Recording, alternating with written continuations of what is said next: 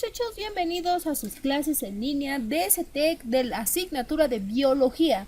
Como hemos estado avanzando hasta ahorita en nuestros temas, hemos estado, observando de alguna manera los conceptos básicos, no nada más observando, ¿no? También lo hemos estado repasando, identificando los conceptos básicos de la biología, algunas de las ramas que son auxiliares con ella para, ahora sí que definirnos, ¿no? ¿Qué es lo que estudia la biología? ¿En dónde la podemos encontrar en nuestra vida cotidiana?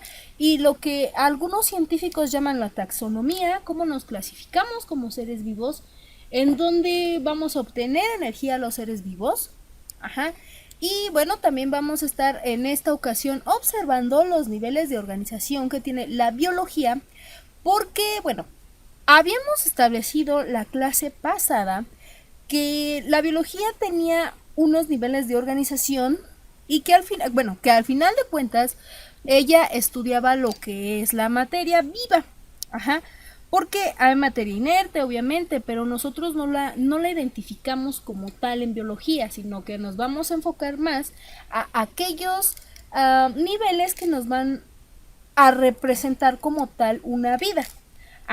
Sin embargo, como la biología se apoya mucho de lo que es química, y sobre todo química se apoya mucho a lo que es física cuántica, entonces vamos a estar observando y en esta clase vamos a ver pues los diferentes niveles de organización de la materia, saber las características del átomo y saber la relación que tienen los estados de agregación con pues el cambio que tiene cada uno de los, de los estados la relación que va a tener los estados de agregación de la materia con las propiedades biológicas de un ecosistema o de un ambiente. Y bueno, con todo esto que interviene en un ambiente o en un medio, para poder pues llevar a cabo lo que ya hemos visto, ¿no? Los factores de comportamiento social o las cadenas alimenticias, todo lo que conlleva la nutrición y obviamente también a los factores conductuales que tienen las especies entre sí dentro de un ecosistema o de un nicho ecológico. Y pues vamos a empezar con nuestro tema de hoy. Bien, estos son los niveles de organización de la materia como tal. Estos niveles de organización de la materia son los que se observan más en el área de química. De hecho, esta clase va a ser una unión, ¿no?, entre lo que es biología y química. Sin embargo, también vamos a necesitar hablar del aspecto físico. Por eso, lo que es química, biología, física y matemáticas son ciencias que se van a auxiliar una de la otra. Obviamente, matemáticas, pues, no es por decirlo así, pero sí. Es un poco más como que más envidiosa porque quiere estar en todos lados, pero es que lamentablemente en todos lados necesitamos hacer cálculos, no nada más como lo vimos, ¿no?, en las clases de matemáticas, no nada más es cálculo numérico, sino también de observación, de imágenes, etcétera, etcétera. Entonces, ese tipo de lógica nos va a servir sobre todo en los niveles de organización de la materia. Pero bueno, en pocas palabras, esta organización es más vista en química, pero nos vamos a enfocar mucho en ella o nos vamos a ayudar para establecer los niveles de organización de la biología. Para química vamos a empezar por un estado subatómico y de hecho no es propiamente química, se le llama física cuántica, pero lo observamos mucho porque obviamente aquí, como lo vemos, la formación de varios niveles subatómicos, que son el neutrón, ese que está como de color rojito, el neutrón, que ese es el neutrón, perdón, el electrón y el protón, que obviamente protón de energía positiva y electrón de energía negativa, pues son los estados que nos van a contribuir o los que unidos hacen lo que es un átomo. Que es este pequeño dibujito con el que vemos las órbitas, y de hecho ese es el modelo de Bohr, que es el modelo más actualizado que tenemos hasta ahorita. Sí, existen variantes del modelo de Bohr, pero al final de cuentas son variantes o son derivados de. Pero al final de cuentas este es el modelo atómico que nosotros pues estamos manejando, ¿no?, en esta actualidad. La unión de varios átomos nos hacen una molécula. Para química, un átomo, pues la unión de varios átomos nos hace lo que es un elemento. De hecho, aquí es lo que nos faltaría para establecerlo. Y que la unión de varios elementos nos hacen una molécula. Sin embargo, vuelvo a lo mismo, estos niveles de organización se van a acomodar o los vamos a estar representando en esta clase a favor de lo que es biología. Yo sé que en nuestras primeras clases establecimos, lo que son los bioelementos y qué es el grupo CHOMS y todo esto, ¿no? Pero bueno, o sea, sí los utilizamos, pero aquí nos vamos a enfocar un poquito más a lo que estudia biología. Pero bueno, una unión de un átomo o de varios átomos nos hace un elemento. La unión de varios elementos nos hacen una molécula. ¿Cómo cuál? Pues siempre que te pregunten un ejemplo de molécula o de biomolécula en este caso, la principal es el agua, ajá, que obviamente está conformada por dos átomos de hidrógeno y una de oxígeno, por eso es H2O.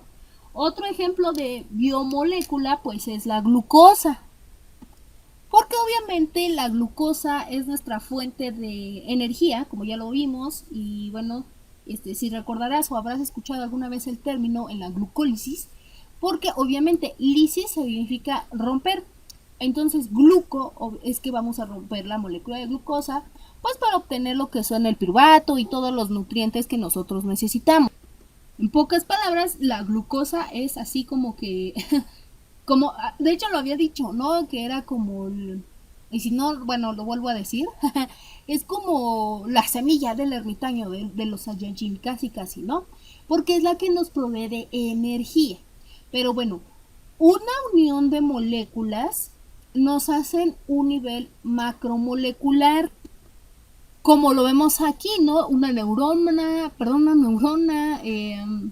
una unión de fosfolípidos, la molécula de ADN, porque al final de cuentas, recordemos que la molécula de ADN, bueno, aquí no lo hemos visto, pero en algún momento, a lo mejor en la televisión, en internet, pues está hecha de bases nitrogenadas y tiene pues adenina, guanina, tirosina y citosina, recuerdo.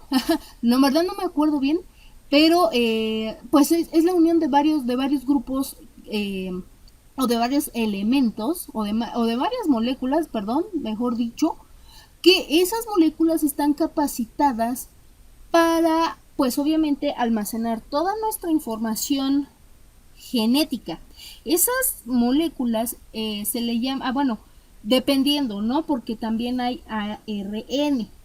Ajá, y de hecho hay una molécula que se intercambian entre ellos.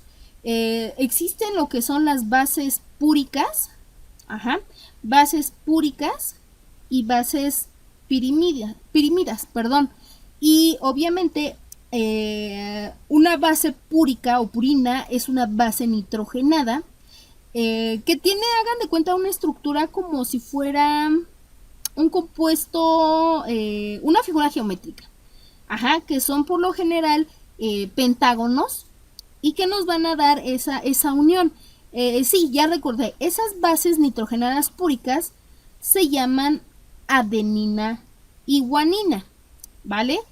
Y las bases, lo que son pirimídicas, es la citosina y la timina, sí es cierto. Cambiándose también, bueno, y también ahí nos encontramos el uracilo. Ajá, y que dependiendo, obviamente, si estamos hablando de ARN, que es el que transcribe toda nuestra información o traduce, incluso hasta transporta un poco de información en nuestras moléculas, a partir del ADN, que el ADN es el que es la molécula importante para la información genética. Pero bueno, en algún momento de tu vida académica vas a encontrar esto que son es propiamente genética, ¿no? Ahora sí que en nuestro curso de preparatoria hablamos sobre esto un poquito, hablamos un poquito más de genética, porque ahorita pues vamos a enfocarnos más en lo que estudia la biología, pero a nivel macromolecular. Ajá, que para ella el nivel macromolecular empieza a partir de estas células, bueno, sí, de esos compuestos, ajá, pero siendo el ADN, o sea, está como que sí eres de mi nivel macromolecular, pero mejor que te estudie la genética. para no meternos en situaciones, ¿no? Entonces, la genética, que es otra rama derivada de la biología, que se va a encargar de estudiar todo lo que es acontecimiento acerca de nuestros factores hereditarios, y va a estudiar obviamente el ADN, los cromosomas, los genes, etcétera, etcétera, etcétera. Bueno, ese es un pequeño brevario cultural. Ahora, la unión de varias moléculas macromoleculares, valga la redundancia, o de varios compuestos macromoleculares, que es la neurona, cierto tipo de proteínas, el ADN o fosfolípidos, encontramos lo que es un organelo. Y un organelo o organulo, como lo puedes encontrar en algunos libros, es las partes de la célula. Habíamos establecido que tenemos tanto célula vegetal y célula animal, y cada una comparte ciertos organulos entre sí, no muchos y no todos, aclaro, pero sí cada una se diferencia de la otra. Por ejemplo, una célula eucariota, esa está grandecita, está bombonchita, y hagan de cuenta que tiene estos organulos y están como si fuera una pelota de unicel cortada como si fuera un gajito. La cortamos y empezamos a observar todos sus organelos, y todos sus organelos, por ciertas capas y cierta membrana, pues están fijados entre sí, teniendo un núcleo, y en el núcleo almacenando precisamente nuestra molécula de ADN. Sin embargo, en una célula procariota, ahí no es que no tenga ADN, sino que está regado por toda su estructura. Mucha gente, y me incluyo yo, estoy diciendo un error gramatical, perdón.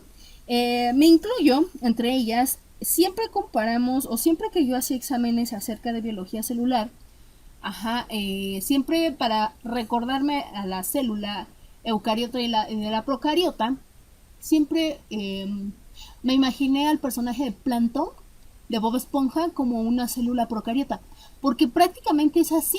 Muchos esquemas la tienen de esa manera, y pues sí, uno de mis maestros me decía, haz de cuenta que la célula eucariota está durita, está como precisamente esta pelota de unicel, y la procariota es como Plankton, pero aguadito, como si fuera una gelatina. Entonces, como no tiene una membrana tan resistente como lo que es la célula eucariota, perdón, pues se riega, ¿no? Se riega todo su DNA o su ADN, y se encuentra en cualquier parte de la célula. Y bueno, esas son de las diferencias que tenemos. Y aquí, por ejemplo, en nuestra imagen podemos ver los microtúbulos, lo que parece un estroma, me parece.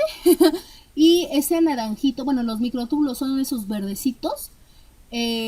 Lo que parece un estroma, pues es eso rojito, parece, porque de verdad no le encuentro forma. Pero el naranjita es una mitocondria, que es uno de los organelos más importantes en la célula. Y bueno, como aquí lo vemos, el organelo o la unión de varios organelos los hace en la célula, que ya dijimos, existen eucariotas y procariotas. Independientemente del tipo de célula que sea, la formación de ellas nos hace un tejido, que es cuando ya vemos, ahora sí que la parte rosita, ¿no? Me parece que en los años 90 salió una canción que se llama Rock DJ, algo así, de Robbie Williams, y que prácticamente pues sí, ¿no? En estar ahí bailando y casi, pues sí es un video que al final de cuentas, muy, muy de la comedia que imparte, pues queda el esqueleto, ¿no?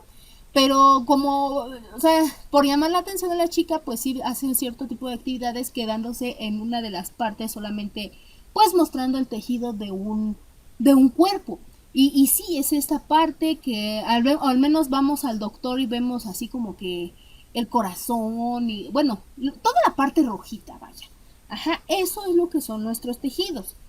Después, la unión de varios tejidos hacen órganos, como por ejemplo el corazón, el intestino y todo ese tipo de órganos. Ahora, la unión de varios órganos hace aparatos y sistemas, como cuáles: el sistema nervioso, el sistema respiratorio, ¿qué más? Bueno, vaya, son muchos, ¿no? Bueno, no tantos, pero pues sí, ¿no? Sí, así al menos identificamos, ¿no? El aparato digestivo, por ejemplo, que es De hecho, muchos lo dejan así como que, ay, es mi estómago, y sobre todo un mexicano, ¿no? Que siempre dice, pica, sí, pero tú échale más salsita Valentina, mi chicharrón preparado. Y siempre estamos ahí dañando a ese pequeño, pero tan importante aparato y no nos damos cuenta. Ajá, o por ejemplo, ¿no? En estas del 15 de septiembre, pues siempre estamos comiendo pozole, que las enchiladas, muchos platos típicos, los chiles en nogada, ¿no? Y casi casi un mexicano le dice, si no picas porque no siento la comida, no me sabe. Y pues sí, lamentablemente pues sí estamos dañando esos sistemas, pero esa ya será tema de otro, bueno, eso ya es una explicación de otro tema, perdón. Pero al final de cuentas eso lo define cada ser humano, cómo lo vamos a tratar, pero al final de cuentas dice, en general todos tenemos aparato digestivo, a menos que solo sí y siempre sí que nuestro nivel macromolecular, o sea, nuestro nivel genético, nos diga otro tipo de información, porque eso se le llaman malformaciones genéticas cuando pues no estamos cumpliendo con cierta función. Por ejemplo, hay muchas personas que a veces tienen un aparato eh, digestivo muy débil y eso es genético, o sea, no, uno es porque te lo desgastas y otro es genético. Entonces, imagínate cómo viene la traducción, desde, o sea, del nivel macromolecular al organelo, a la célula, etcétera, etcétera, hasta dónde viene a salir a veces cosas, ¿no? Pero bueno, eso es materia de otra clase. Bueno, la unión de varios aparatos y o sistemas, ajá, hacen lo que es ahora sí un individuo pero biológico, porque un individuo social lo hacemos conforme a la conducta, a las tradiciones, que sí hay un momento en que biología interviene ahí, pero ahorita estamos hablando a nivel biológico. Entonces un individuo, ya sea hombre o mujer, nace o se hace o ya lo podemos establecer a partir de la unión de varios aparatos y sistemas. La unión o la formación de varios individuos en un lugar determinado se le llama población. A la población en una extensión determinada, en una extensión territorial determinada, se le va a llamar comunidad. Ajá, ejemplo. Yo tengo mi población, mi colonia. Vamos a poner una muy famosísima aquí, pues en la capital, ¿no? Que es mi población, es no sé, la colonia Peralvillo, la colonia. Y la comunidad, digamos que es la delegación, bueno, la alcaldía, perdón, ahora ya son alcaldías, que pertenece, me parece que a la delegación, perdón, a la alcaldía Cuauhtémoc. Esa sería mi comunidad, la alcaldía Cuauhtémoc, y mi población sería la colonia Peralvillo. Ajá. Mi ecosistema es, obviamente, como ya lo habíamos establecido, es todo un sistema donde vamos a intervenir con nuestras conductas, con nuestras tradiciones, entre especie y otra, para llevar a cabo un equilibrio ecológico y, bueno, tengamos obviamente recursos naturales que los podemos aprovechar, ajá, y que no los tenemos que afectar, ¿no? Que es prácticamente no, como que no entendemos eso último los seres humanos, lamentablemente, porque pues sí, ¿no? Nos estamos acabando los recursos y algo está pasando ahí que pues como que no llevamos una sustentabilidad adecuada. Pero bueno, volvemos a lo mismo, eso es tema de ecología que ya lo estuvimos tratando. Bueno, y la unión de varios ecosistemas pues nos hace lo que es una biosfera. Ajá. Entonces, estos son los niveles de organización que tiene biología, ajá, hacia lo que es la materia. Partiendo, a lo mejor en algunas bibliografías o en algunos sitios web, tú vas a encontrar los niveles de organización que inician a partir de lo que es un organelo. ¿Por qué? Porque no consideran como tal a nivel macromolecular, que es donde está el ADN, la neurona y todo eso, porque ya es propiamente eso una rama, pero para genética. Ajá. Técnicamente es así lo más correcto que podemos utilizar para toda biología, pero obviamente tiene sus ramas y sus ciencias auxiliares que van a derivar y van a estar estudiando algún nivel de organización un poco más especificado. Por ejemplo, hay ramales dentro de estos niveles de organización para hacer cada una de esas ciencias o cada una de esas ramas su propio nivel de organización, pero este es el que vamos a seguir conforme a la biología. Ahora, Como habíamos estado hablando, que teníamos niveles subatómicos y que al final de cuentas eso nos hacían un átomo, pues lo vamos a estar estudiando, ¿no? Y bueno, un átomo es una parte o es un compuesto, por decirlo así, bueno, que no es compuesto, es una estructura, vaya, que técnicamente significaba que no había división entre él. Y eso viene desde los griegos, de Leucipido y Demócrito. Sin embargo, pues existen ciertos modelos que pues establecieron todo lo contrario, ¿no? Al principio se consideraba que no había división entre él, que no se podía dividir en moléculas más pequeñas, pero sí se puede. Y bueno, es considerada la partícula más pequeña de un elemento que conserva todas sus propiedades, ¿vale? Dentro del átomo, como ya lo habíamos visto, se ubican en órbitas, que lo que es el electrón. El electrón se ubica en estas órbitas del núcleo y el electrón va a ser la parte más reactante entre una, valga la redundancia, en una reacción química o en una reacción que intervenga alguna propiedad física también, no nada más química. Ajá. El electrón fue descubierto por el científico Thomson, encontrando con una serie de experimentos la carga eléctrica que es -1. Por eso el electrón es negativo. El electrón siempre va a ser negativo, no lo vayan a confundir. Y bueno, son estos bolitas que vamos a encontrar alrededor de un núcleo. Ajá. Pero bueno, vamos a continuar.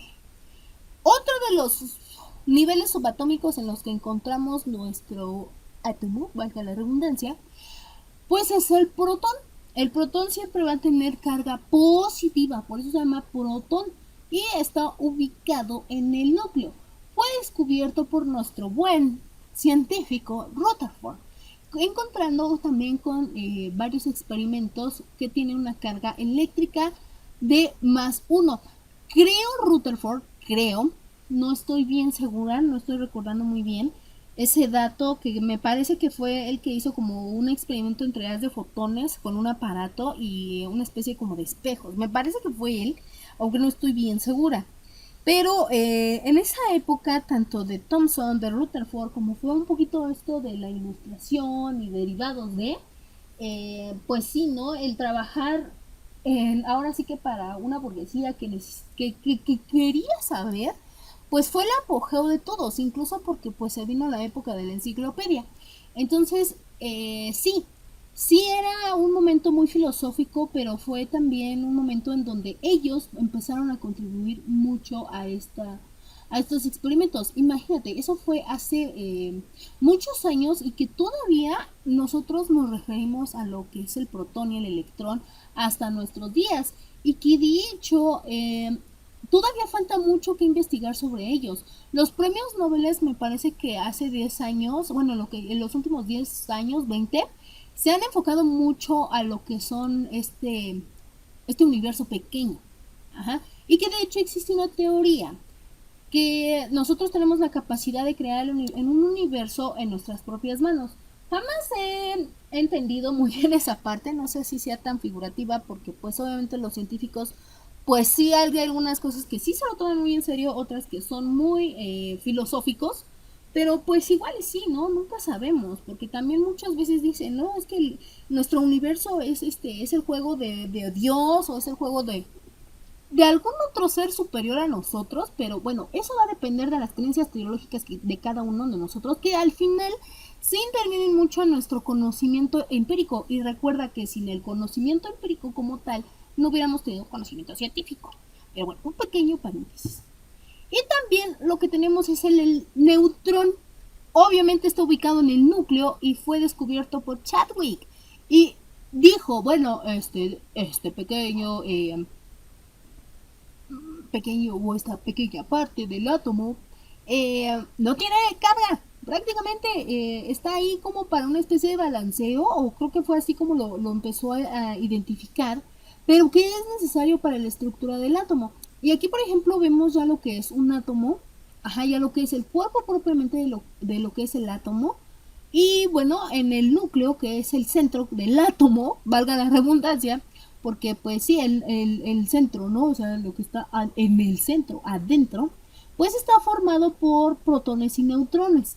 Y que esos orbitales, que son esas líneas como obviamente fueran órbitas, por eso se llaman orbitales, eh, tienen a los electrones, y que va a depender de la electronegatividad del elemento, o bueno, del átomo, eh, la ubicación dentro de cuántos electrones va a haber en cada órbita. Ajá. Siendo el último nivel, obviamente, el que es más reactivo con, pues sí, con otro, ¿no?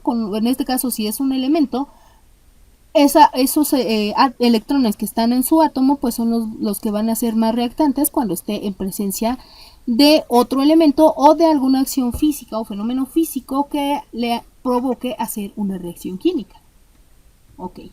Y bueno, aquí podemos observar en esta pequeña tabla lo que son obviamente los modelos atómicos que han existido a lo largo de nuestra vida. Empezamos por el de Demócrito y Leucípido, de hecho, que eran muy similares. Ajá. Y bueno, las características que tiene es que los átomos se consideran eternos, ¿no? E indestructibles. Prácticamente eran como, no eran un dios, pero sí, aquí como por ejemplo lo vemos, ¿no? Que eran así como una especie de elementos que nunca se iban a acabar en la vida. Ajá.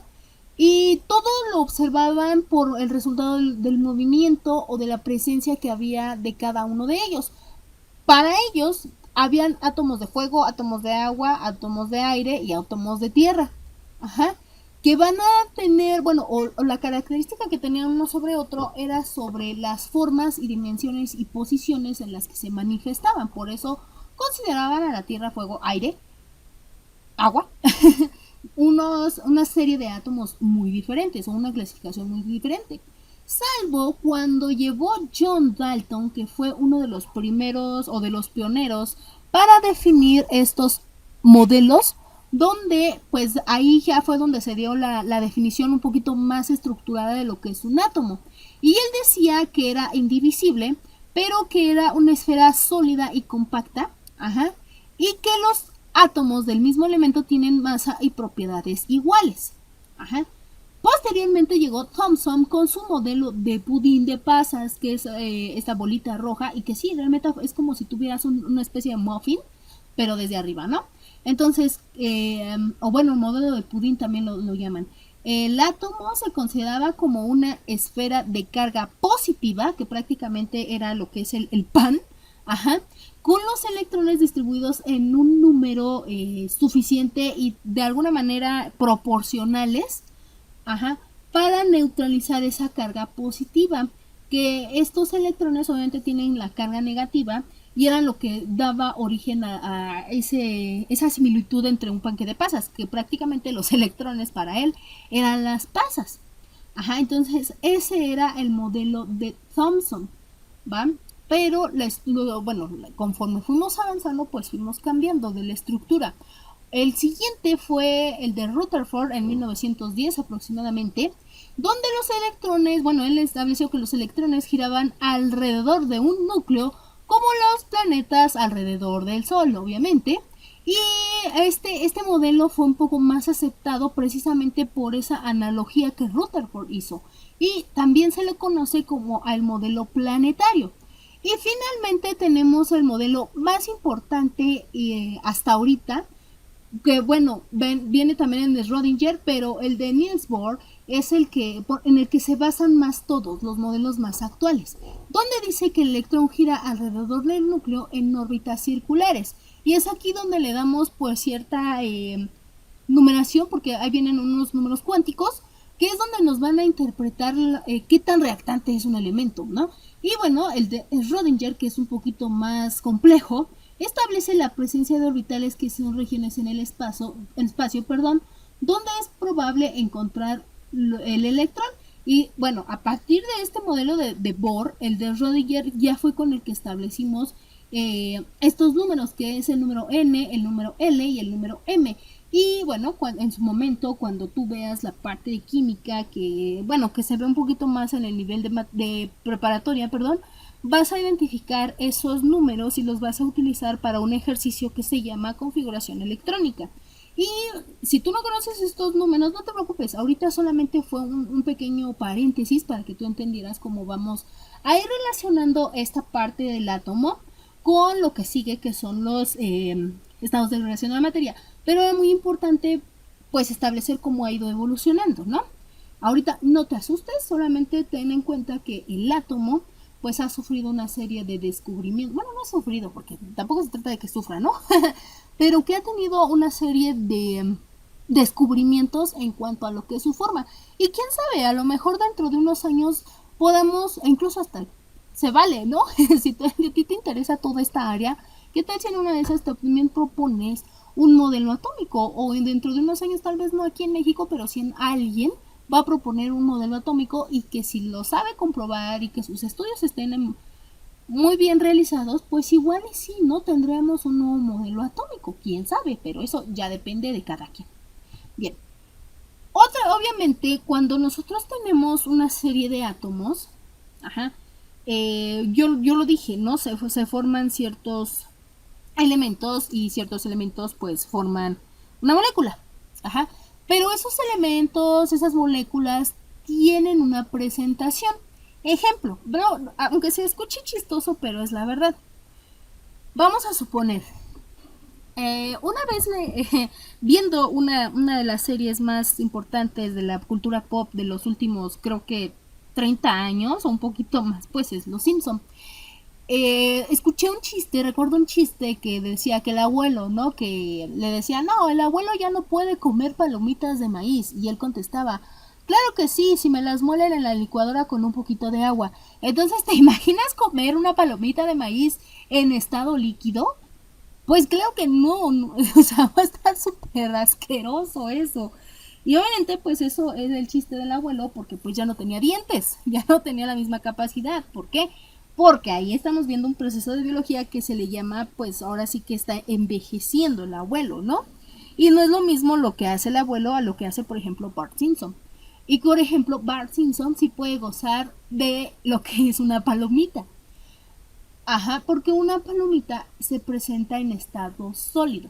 Ahora, pequeña analogía, perdón.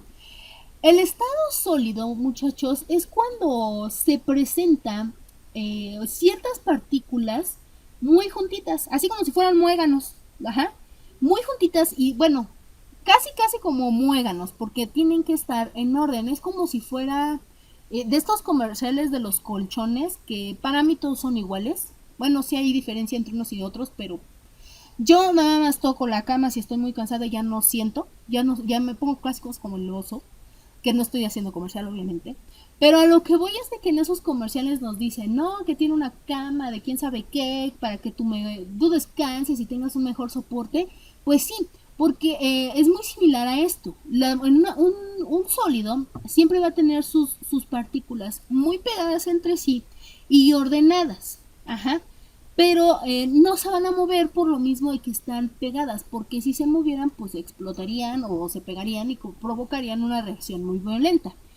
Y van a estar por lo general así como que muy pacientes, muy así como el oso no, el perezoso de la película, ¿no? Ajá, y aquí como dice, tiene forma propia y ocupan un volumen determinado. En los sólidos las partículas están muy cercas y ordenadas, casi no tienen lugar para moverse, solo van a vibrar como tu celular. Y los sólidos no se pueden comprimir, chicos. Si se les presiona, no cambian su forma. Ajá. Van a mantener la misma forma. Esa es la ventaja de ser un sólido. Es el estado más quieto, más que entre sus fuerzas no existe como tal una fuerza entre sus moléculas o entre sus partículas porque están muy unidas. En cambio, un líquido no tienen una forma propia, están casi como un sólido, pero ahí están un poquito más desordenadas. Y digo casi porque al estar desordenadas, sí puede haber espacios un poco más grandes en sus partículas, a diferencia de lo que es un sólido. Ajá. ¿Qué más podemos decir? Adquieren la forma del recipiente que los contiene, a diferencia del sólido. No siempre, los sólidos no siempre adquieren la forma donde se les conserva, ¿no? Por ejemplo, habíamos dicho hace algunas clases, o no me acuerdo si fue aquí o si fue en la clase de matemáticas, creo que fue la clase de matemáticas, que donde dije, ¿no?, de los estos juguetes de que nos ponían de niños, donde teníamos las estrellitas y que teníamos que buscar, ¿no?, dónde meter la estrellita, el circulito, el cuadrito. Entonces imagínate que tú tienes el cuadrito y lo quieres meter en un vaso, pues no va a adquirir la forma del vaso. Ajá. En cambio un líquido sí. Por ejemplo, la leche, el agua, un refresco, una soda, incluso hasta, sí, ¿no? Como yo les dije una vez, la pipí de levadura, que es la cerveza, ajá, es como es una forma líquida, va a adquirir la forma del vaso. Si nosotros pudiésemos quitar, o sea, sirves tu líquido en un vaso, ajá, o en una copa, y pudiésemos de alguna manera quitar la copa o el vaso, debería de conservar esa estructura o esa figura. A eso se refiere de que forman o adquieren la forma del recipiente que los contiene. Tienen volumen propio, ocupan un espacio limitado por lo mismo de ser líquido, y las partículas están desordenadas pero pueden desplazarse unas sobre otras. Ante la presión se pueden comprimir más que los sólidos, esas sí se pueden comprimir. Cuando tú exprimes algo sale líquido, eso también es una forma de compresión. Ajá. Eh, Ahora viene el estado gaseoso. El estado gaseoso es como si estuviéramos prácticamente en una fiesta, ajá, o en esas ferias de la iglesia donde van ahí, te subes al dragoncito y todo eso, y te dices, no, oye, pues vámonos entre amigos, y llevan a sus parejas y al final de cuentas además estás con tu pareja. Ajá. Vamos a decir que cada molécula de gas es una parejita. O sea, llegan en bola a veces, pero cada quien se vaya después con su pareja y no pasa nada. Ajá, es prácticamente así, perdón la analogía, pero es prácticamente así. Porque de hecho el estado gaseoso no tiene ni forma ni volumen indefinidos, y van a adquirir la forma del recipiente que lo contenga, y ocupan todo el espacio del mundo posible, o sea, se extienden las partículas como si fueran verdolagas. También, perdón que les ponga muchos ejemplos, ahora sí que de caricaturas, pero es que sí se ve, o sea, al final de cuentas sí se ve esa parte de ciencia, aunque pareciera que no. De hecho, en Bob Esponja, una vez, recuerdo un episodio, y que es cierto, ¿no? Y es una caricatura un poco tonta, pero sí es cierto lo que una vez hicieron. Muy lejos de que por qué hay una fogata en el agua, eso es muy aparte, pero en una ocasión recuerdo, y eso porque lo acabo de ver, eh, recuerdo que Bob Esponja y Patricio traían un globo y que de repente se les revienta y tenían miedo de ir a la cárcel y no sé qué tanto, ¿no? Entonces tratan de remediar o sea, de reparar el globo con sus pedazos, y Bob Esponja dice, tengo los pedazos. Y Patricio dice, tengo el aire, lo cual es muy tonto porque pues si están abajo del agua, ¿cómo es que tiene aire? Pero, o sea, dentro de la caricatura es cierto, él la agarra como que si fuera el aire, y lo hace como si fuese globo, y ahí lo empiezan a pegar. Y prácticamente si nosotros tuviéramos la posibilidad de hacerlo, el gas haría esa forma. Ahora, otro ejemplo de la vida cotidiana. Todo mundo, o al menos el 90% de las familias mexicanas toma, pues sí, Coca-Cola, ¿no? Santo veneno, diría mi abuela. Y nosotros no lo vemos porque los gases por lo general no se ven, ajá, o no huelen. Y ahorita les voy a decir por qué es que no olemos el gas de casa. Pero regresando al ejemplo de la coca, nosotros percibimos ese gas por las burbujitas que hace, por la efervescencia que hace, y porque cuando lo abrimos se oye el pss, ajá. Entonces, ese pequeño espacio que queda entre el líquido y la botella, porque si lo llenáramos completo, pues se explotaría, o se derramaría el líquido, existe ahí gas. Y al nosotros abrirlo, se disipa, por eso se oye ese pss, porque está comprimido, ajá, junto con el líquido.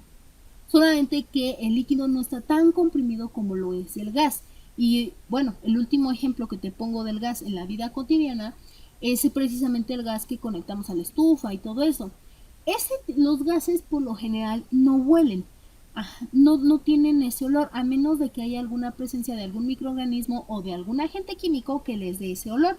En el caso, por ejemplo, de ese gas que tenemos en casa para cocinar, se le agrega un compuesto que se llama mercaptano para que huela ese típico, valga la redundancia, ese olor tan característico del gas, que se utiliza ese mercaptanón para que nosotros podamos identificar si hay alguna fuga y pues no muéramos intoxicados. Ajá. ¿Qué más dice aquí? En los gases las partículas que los conforman están muy distanciadas entre sí. Y claro, están como yo se los dije, como una parejita, pero no se van a juntar, o sea, están muy separadas y no se van a pegar, no son violentas. Sí se mueven unas entre otras, pero no tan violentamente. Ajá. Y obviamente en cuanto tú agregues más temperatura, estas moléculas se van a empezar a mover más rápido y van a empezar a chocar entre sí. Aquí como dice, se mueven a gran velocidad en todas las direcciones, sí, y cuando le agregas calor, pues se mueven más rápido y para muchas direcciones, de hecho, ajá. Y los gases se comprimen con mucha facilidad que los líquidos, o con más facilidad, es lo que te digo, de esto de las sodas. Sin embargo, cuando tú tienes un compuesto en estado gaseoso y empiezas a inyectarle más y más y más y más y más y más energía, en este caso calor, se convierte en plasma. Y aquí ahora sí, digamos que en esa fiesta, en esa feria, empezó el baile, empezó el slam, empezó el rock and roll, bueno, el rock, empezó todo esto de parte de heavy metal y empieza, ¿no? Sobre todo si es slam, empiezan supuestamente es un baile, no sé, digo, no, sí, bueno, sí he estado presente en bailes de estos, pero no le veo mucho el chiste, perdón, pero empiezan así como que a pegarse, ¿no? O sea, empiezan a golpearse y pum, que claro, en algunos casos pues sí es divertido, o claro, sí hay algunas cosas que sí he vivido y me parecen un poco graciosas, pero pasa lo mismo con las moléculas de plasma. Cuando tú tienes ese estado gaseoso y le empiezas a inyectar más y más calor, se vuelve energía, bueno, se vuelve plasma, porque esas partículas del estado gaseoso empiezan a chocar entre sí. Y es tanta la liberación de energía que, como dice aquí, es un gas al cual se le ha dado energía. Llega un punto en que algunos electrones se liberan de los átomos y se forman pues el gas, ¿no? Y va de hecho incluso más allá de un gas. Siguen conviviendo tanto los electrones liberados como los átomos convertidos en iones y es cuando pues prácticamente tenemos más energía, chocan entre sí, como que se provocan lesiones esas partículas y es por eso que dice que los átomos se quedan bueno, los electrones de estos átomos pues se quedan ahí liberados, ¿no? O sea, es una energía liberada. ¿Dónde vemos ejemplos de plasma en la vida o en nuestra naturaleza? Los rayos. Cuando hay tormentas eléctricas, esos rayos que caen, porque recuerda que primero cae el rayo, perdón, y luego se escucha el tronadero, ese rayo tiene tanta energía y es tan caliente que ni siquiera es gaseoso, es plasma. Ese está en estado plasma. Y uno de los que no recomiendo, bueno, no recomiendo que vayas ahí a ver un rayo o a tocarlo, a llamarlo, porque hay para rayos, ¿no? Pero otro ejemplo más, un poquito más entendible es la lava. Recuerda que la lava pues se almacena en el magma, cuando hay mucha energía almacenada, pues el magma sale del cráter, bueno, sale por todo lo que es no recuerdo cómo se llama esta parte del volcán, pero al final hace erupción por medio del cráter, por esa acumulación que hay de magma.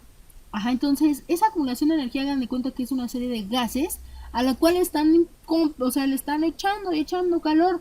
Entonces pues llega un momento en que ya tiene que liberar todo ese calor y esa magma se convierte en plasma. Ajá, y obviamente pareciera, o bueno, en películas a mí nunca me ha parecido que la lava sea tan caliente, pero pues tampoco quiero, o sea, bueno, cuando era niña, ¿no? Ahora que pues sí estudié todos estos estados de la materia, pues sí me parece que es terriblemente caliente, que por eso es cuando se dan pues estas alertas, ¿no? De que retírate porque lava es lava. Y obviamente como lo observamos aquí, entre como lo fuimos viendo, el estado sólido es el estado que menos carga energética tiene y que el plasma es el que tiene la mayor carga energética. Ahora, lamentablemente o afortunadamente, el plasma apenas se está considerando como un estado de agregación debido a la rareza de su composición física, un poco física, un tanto química o al revés, pero apenas se le está considerando.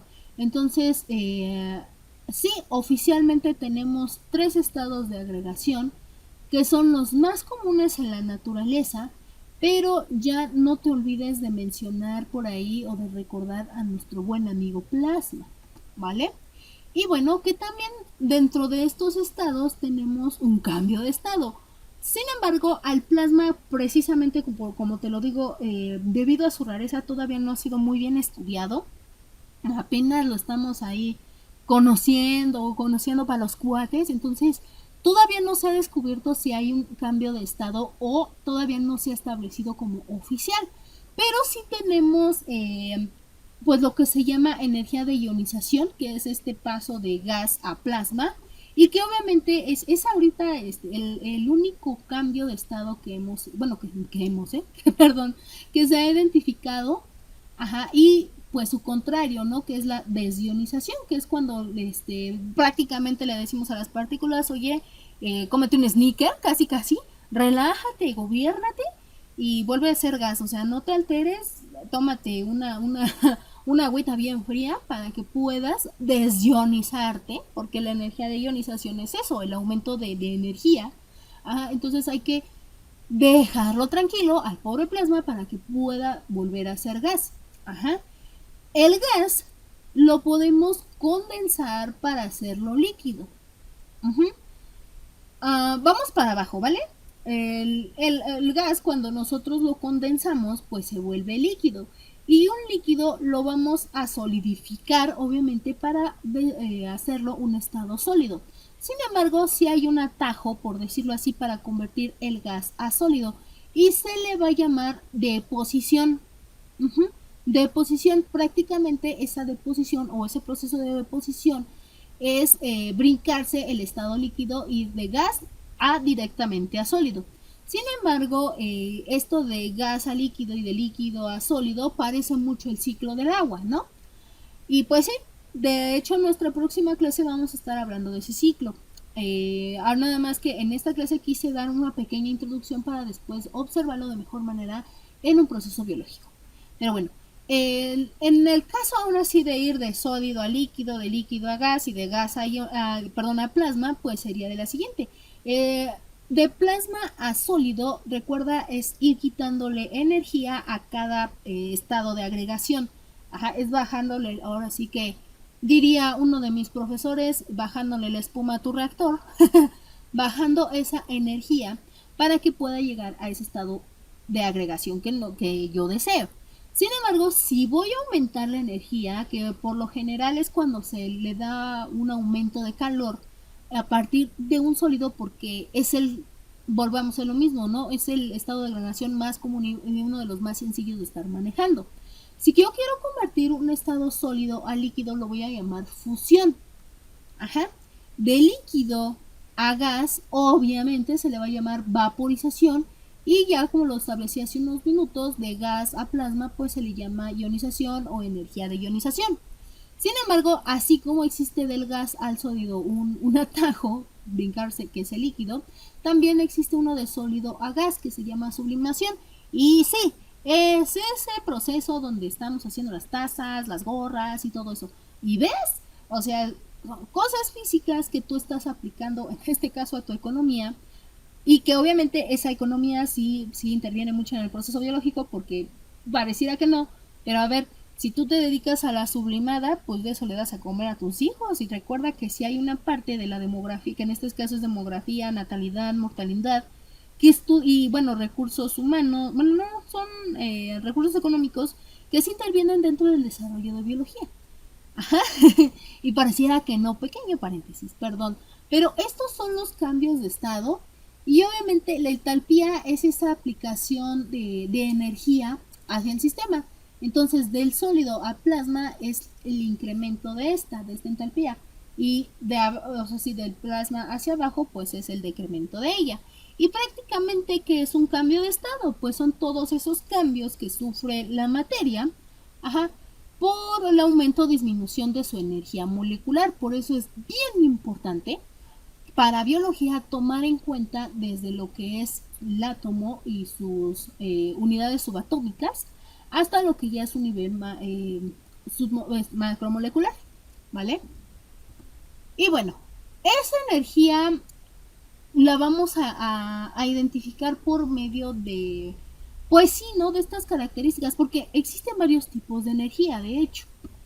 Existen varios tipos de energía que, y bueno, vamos a ver aquí nuestro cuadro sinóptico, bueno, perdón, nuestro mapa conceptual, que dice que la energía es la responsable de los cambios que pasan a nuestro alrededor. Y sí es cierto, o sea, si tú, digamos, ¿no?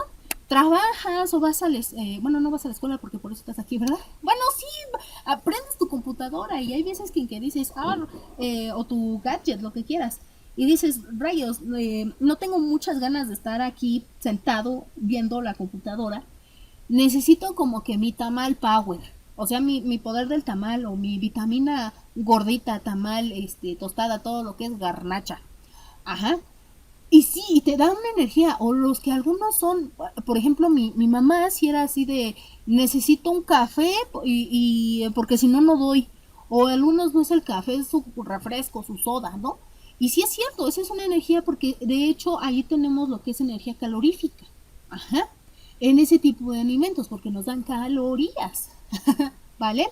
Eso sí es cierto, y bueno, cuando nosotros no tenemos como que muchas ganas, estamos muy desganados, deprimidos, etcétera, y trabajo es de que nos den nuestra comida favorita y hasta se te alegra el día. O cuando tienes mucha hambre, estás así de malas, triste, enojado, todo eso, con puros alimentos bien negativos, o aunque eres de las personas que vende o algo así, o que te forzan a tener una sonrisa, pues así como que necesito una coca, necesito algo y te cambia la vida, de verdad.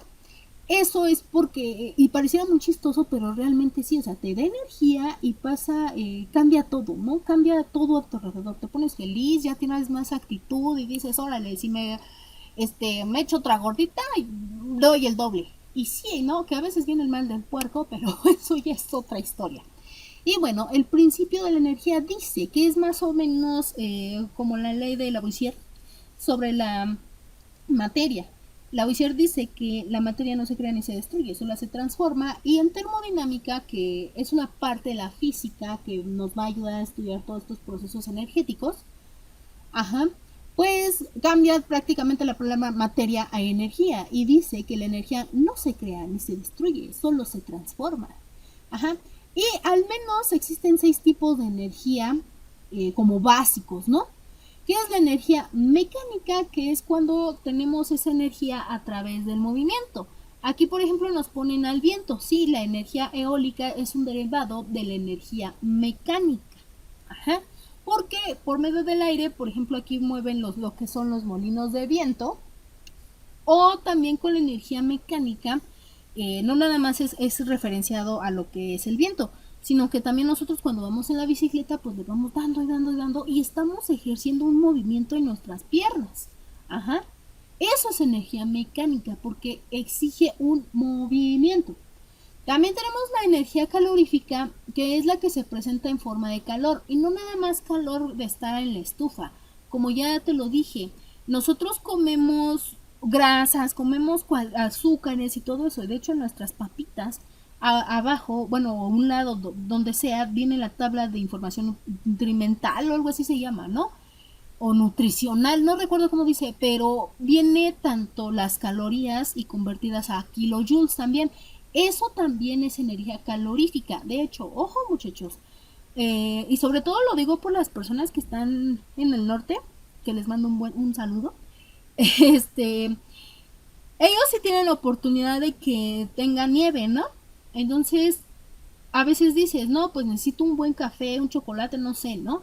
Pero también si comen un helado que son altos en azúcares, por ejemplo los gelatos, los helados italianos, tienen una carga enorme de azúcar.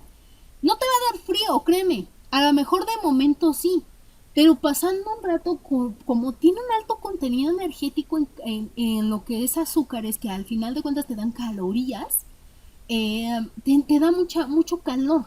Entonces, no tengas miedo a disfrutar un helado o una paleta de hielo en el invierno, porque sí te da calor. Ajá. Y de hecho es exquisito. Es una...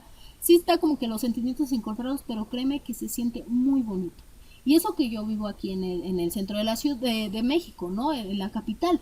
Y que no hace tanto frío como allá. Bueno, otro de los tipos de energía que podemos encontrar y que nos ayudan a este cambio de estados, pues es la luminosa, que es lo que tienen los cuerpos cuando dan luz.